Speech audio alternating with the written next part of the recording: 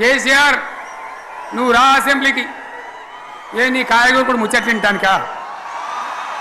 పిల్లలు అడిగితేనే మీకు జవాబు చెప్తలేరు. పిల్లలు అడిగితేనే చెప్తలేరు.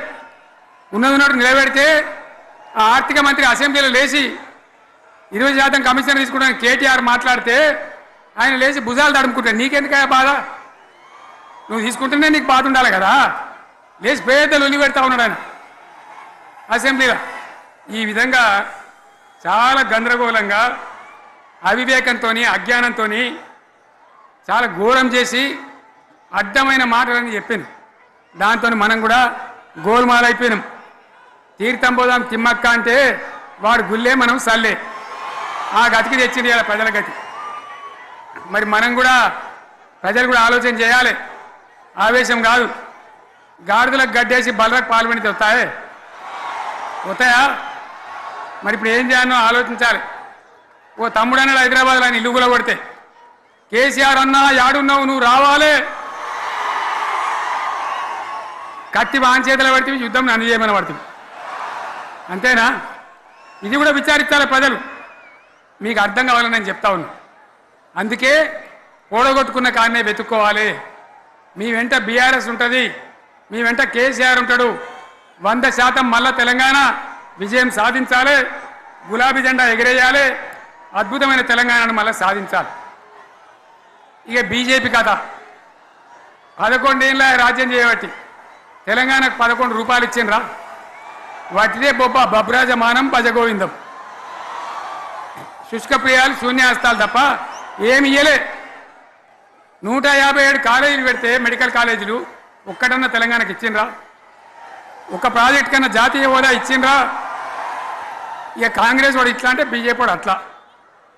ఏది లేదు. ఇక ఉల్టా మనయే ఖమ్మంలో 7 మండలాలు గుంజుకున్నారు. సీలేరు ప్రాజెక్టు గుంజుకున్నారు. నరేంద్ర మోడీ మాట్లాడతాడు. ఏం మాట్లాడతాడు? తెలంగాణ వచ్చిందిరా అని తెలంగాణలో సంతోషపడితే తల్లిని చంపి బిడ్డను బతికిచ్చిండ్రు అంటాడు. ఎన్నోసార్లు అంటాడు, ఒక్కసారి కాదు. ఈ విధంగా అది కూడా మనం అనిపించేది కాదు. ఈ సందర్భంలో ఒక మాట బీజేపీ అంటే నాకు జ్ఞాపకం వచ్చింది. ఇవాళ కేంద్ర ప్రభుత్వం కగార్ అనే ఆపరేషన్ పేరు మీద ఛత్తీస్గఢ్లో యువకులను గిరిజనులను ఊచకోత పోతా ఉన్నారు. అది ధర్మం కాదు. వీళ్ళు ఏమవుతున్నది? నక్సలైట్లు ప్రతిపాదన పెడుతున్నారు. మేము ప్రభుత్వం దగ్గరకు వచ్చి చర్చలు చేయడానికి సిద్ధంగా ఉన్నాము అంటున్నారు. నేను కోరుతా ఉన్న కేంద్ర ప్రభుత్వాన్ని, బలం ఉన్నది కదా అని చంపుకుంటా పోవుడు కాదు. అది ప్రజాస్వామ్యం కాదు. ఆపరేషన్ కగార్ వెంటనే ఆపేయండి. వాళ్ళని పిలిచి, ఆ నక్సలైట్లను పిలిచి డెమోక్రటిక్ స్పేస్ ఇచ్చి చర్చలు జరపండి. వాళ్ళు ఏం మాట్లాడతారో చూడండి. అది కూడా నల్లనా తెల్లనా దేశం ముందరికి రాని. కానీ అట్లా కాదు, మొత్తం ఏరి పారెత్తాం, కోసి పారెత్తాం, నరికి పారెత్తాం అంటే మిలిటరీ ఉన్నది మీ దగ్గర కొడతారు. కానీ ప్రజాస్వామ్యం అనిపించుకోదు. ఈ మాట ఢిల్లీకి ఉత్తరం పంపిద్దామా? పంపిద్దామా? మీరందరూ సపోర్ట్లు కొడితే తీర్మానంగా భావించి దాన్ని కేంద్రానికి పంపిద్దాం.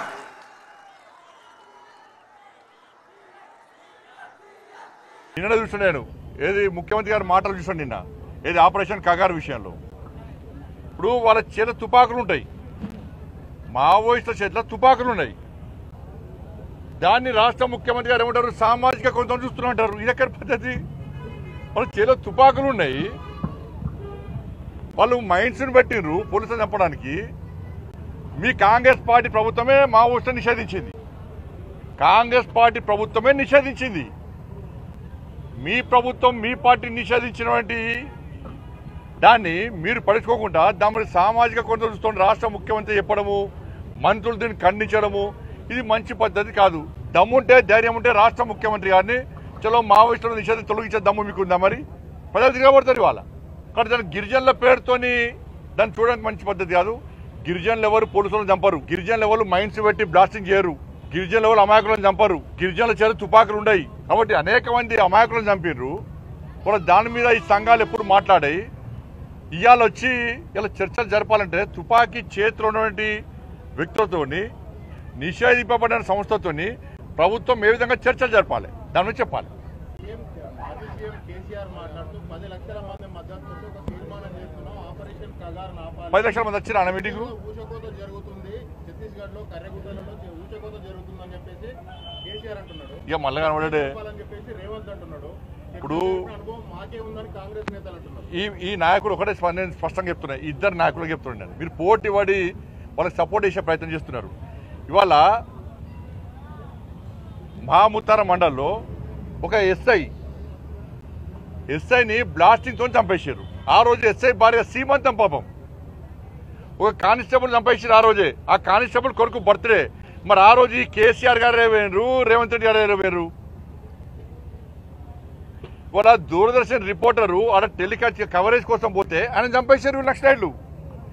మరి ఆ రోజు కేసీఆర్ గారు ఎందుకు మాట్లాడలే, ఈ సంఘాలు ఎందుకు మాట్లాడలే, రేవంత్ రెడ్డి ఎందుకు మాట్లాడలే? అరే వరంగల్ సామా జగన్మోహన్ రెడ్డి మా కార్యకర్తను చంపేసారు, జాతీయ జెండా ఎగరేసి చంపేసారు, అప్పుడు ఎందుకు మాట్లాడలే? వీళ్ళు మౌస్లోని ఓటు చంపేసారు, అప్పుడు ఎందుకు మాట్లాడలే? రామన్న గోపన్న చంపేసారు, అప్పుడు ఎందుకు మాట్లాడలే? మీ కాంగ్రెస్ పార్టీ నాయకులను చంపేసారు చాలా మంది. శ్రీపాదరావు అజాత శత్రువు శ్రీపాదరావు గారిని చంపేస్తే ఇవాళ వాళ్ళ కాంగ్రెస్ పార్టీ నాయకులను చంపేసారు. కేసీఆర్ గారు టీడీపీలో ఉన్నప్పుడు టీడీపీ నాయకులను చంపేసారు, అప్పుడు ఎందుకు మాట్లాడలే? కేసీఆర్ గారు ఎందుకు మాట్లాడలే? రేవంత్ రెడ్డి ఎందుకు మాట్లాడలే? ఇలా పోటీ పడి మాట్లాడే ప్రయత్నం చేస్తున్నారు. కేంద్ర బలగాలను మైన్స్ పెట్టి ఇదే ములుగు ఫారెస్ట్ లో చంపడము వీళ్ళు సమర్థిస్తారా? ఇద్దరు నాయకులు సమర్థిస్తారా? చర్చలు జరిపే ప్రసక్తి లేదు. వాళ్ళు తుపాకీ వీడాల్సిందే, పోలీసులకు లొంగిపోవాల్సిందే, వాళ్ళ ప్రవర్తన మార్చుకోవాల్సిందే. మీరు అది నిషేధిత సంస్థ, ఆ సంస్థతో చర్చలు జరిపే సందర్భమే రాదు. ఈ సంఘాల నాయకులు కూడా వాళ్ళు చేసినటువంటి అరాచకాలకు వీళ్ళు ఇందులో ఎందుకు స్పందించాలో సమాధానం చెప్పాలి.